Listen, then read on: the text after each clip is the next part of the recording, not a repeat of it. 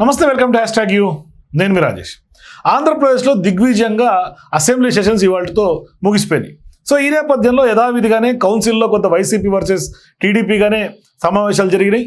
మరోవైపు అసెంబ్లీలో మాత్రం వార్ వన్ సైడ్ అన్నట్టుగానే కూటమి నాయకుల మధ్య అసెంబ్లీ జరిగింది. వైఎస్ఆర్సీపీకి చెందినటువంటి 11 మంది ఎమ్మెల్యేలతో పాటుగా జగన్మోహన్ రెడ్డి కూడా ఎక్కడ అసెంబ్లీకి రానటువంటి నేపథ్యం.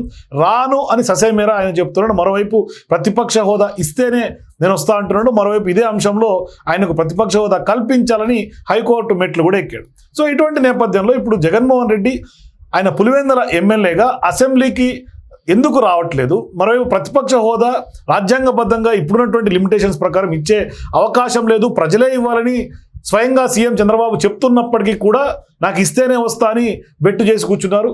మరోవైపు పెద్ద ఎత్తున ఇప్పుడు దీని వెనకాల రాజకీయం కూడా ఆయన చేస్తున్నటువంటి క్రమం కనిపిస్తుంది. మరోవైపు పెద్ద ఎత్తున గతంలో కూడా ఆయన రాజీనామా దిశగా వెళ్తారని, లేదంటే పులివెందుల్లో ఉప ఎన్నికలు వస్తాయని, ఇట్లా డిఫరెంట్ స్పెక్యులేషన్స్ కూడా రాజకీయ వర్గాలు చర్చనీయాంశంగా మారినాయి. సో ఓవరాల్గా చూసుకుంటే ఎందుకు జగన్మోహన్ రెడ్డి అసెంబ్లీకి రావట్లేదు, మరి నిజంగానే ప్రతిపక్ష హోదా ఇస్తేనే వస్తా అని కండిషన్ పెట్టడంలో, అట్లాగే హైకోర్టు మెట్లెక్కడంలో ఏంటి జగన్మోహన్ రెడ్డి వ్యూహం మాట్లాడదాం. మనతో పాటు విశ్లేషకులు కొత్త రవీంద్రబాబు గారు జాయిన్ అవుతాం, డిస్కస్ చేద్దాం. సార్ నమస్తే. నమస్తే సార్, అసెంబ్లీకి జగన్ రావట్లేదు, చంద్రబాబు గారు అట్లాగే ఆయా నియోజకవర్గాల ప్రజలందరూ కూడా రమ్మని కోరుతున్నారు వైసీపీ ఎమ్మెల్యేలని.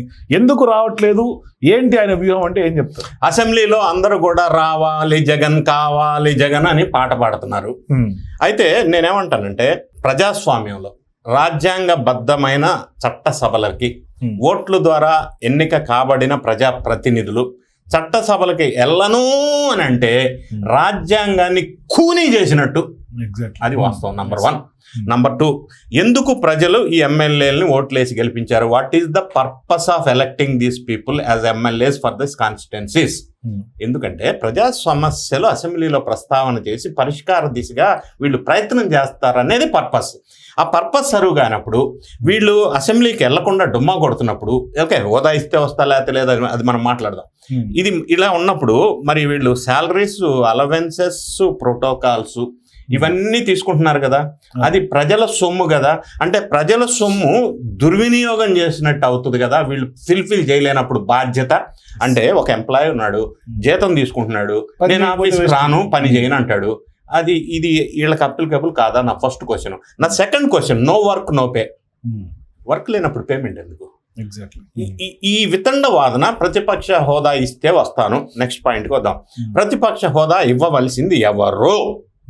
స్పీకరా చంద్రబాబు నాయుడు కాదు కదా. ప్రతిపక్ష హోదా 10% ఆఫ్ సీట్స్ ఉంటే ప్రతిపక్ష హోదా వస్తుంది. ఇది సాంప్రదాయబద్ధంగా భారతదేశంలో ఉన్న సిస్టమ్. జగన్ రెడ్డి గారికి తెలియదని నేను అనట్లా. ఆయన సీఎంగా చేసిన వ్యక్తే కదా. మళ్ళీ తెలుసు. ఆయన ఏమంటాడంటే, నాకు 39.5%, 40% ఓట్లు ఉన్నాయి, పర్సెంటేజ్ ఆఫ్ ఓట్లు ఉన్నాయి కాబట్టి సీట్లతో సంబంధం లేదని వితండవాదం. మరి భారతదేశంలో సీట్లతోనే సంబంధం, పర్సెంటేజ్తో కాదు. పర్సెంటేజ్తో లింక్ పెట్టుకొని ప్రతిపక్ష హోదా కావాలంటే ఈయన జర్మనీ వెళ్ళాలి, అక్కడ ఆ సిస్టమ్ ఉంది. ఇండియాలో లేదు కదా. సో ఈ వితండవాదన ఏంటి? ఇంకొక అంశం. వీళ్ళు ఈ అంశాలన్నింటినీ మనం ఎందుకు ఏంటనేది డిస్కస్ చేసే ముందు కోర్టుకు వెళ్ళారు. కోర్టులో నుంచి కోర్టుకు వెళ్ళిన తర్వాత ఆంధ్రప్రదేశ్ స్పీకర్ ఒక రూలింగ్ పాస్ చేశారు February 5th. ఎందుకంటే ఈ సో రీజన్స్ వల్ల ప్రతిపక్ష హోదా మీకు ఇవ్వడం సాధ్యం కాదు అని. అంతటితో ఆగారా వీళ్ళు? మరి ఎందుకు ఆగలేదు? మళ్ళీ కోర్టుకు వెళ్ళారు ఇప్పుడు రీసెంట్గా. ఇప్పుడు కోర్టుకు వెళ్ళి మళ్ళీ ఏమి వితండవాదం చేస్తున్నారంటే, AP salaries and pensions and removal of disqualification act section 12B ప్రకారంగా స్పీకర్ గారు గతంలో ఇచ్చిన రూలింగ్ని తీసేసి నన్ను మళ్ళీ ప్రతిపక్ష హోదా కల్పించమని అడగటానికి వెళ్ళారు. ఇప్పుడు దీనికి ఇంకొక ఎగ్జాంపుల్ చెప్తాను నేను.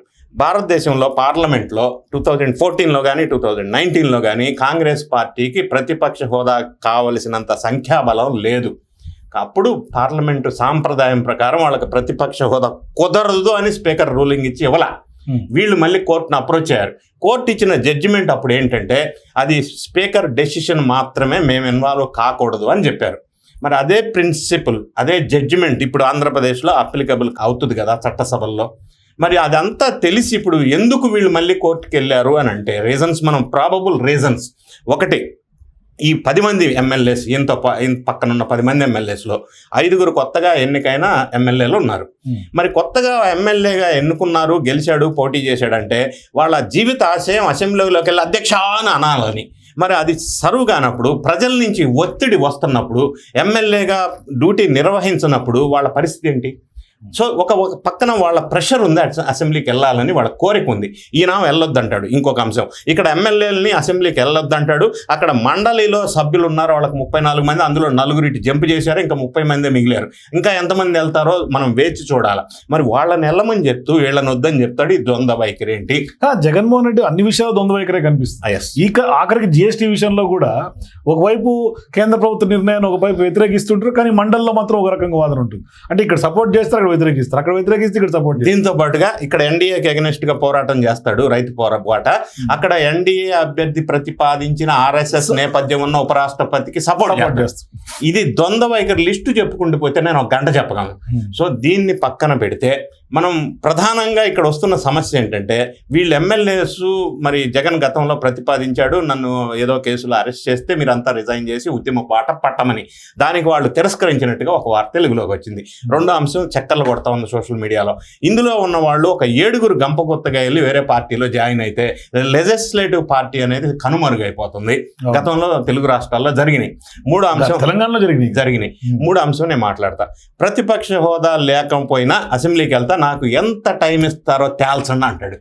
అది అక్కడ ఇంటి దగ్గర ప్యాలెస్ దగ్గర ఉండి స్పీకర్ గారిని క్వశ్చన్ చేస్తున్నారు. స్పీకర్ అసెంబ్లీలో ఉండి ఆయనకు ఆన్సర్ చెప్పాలా.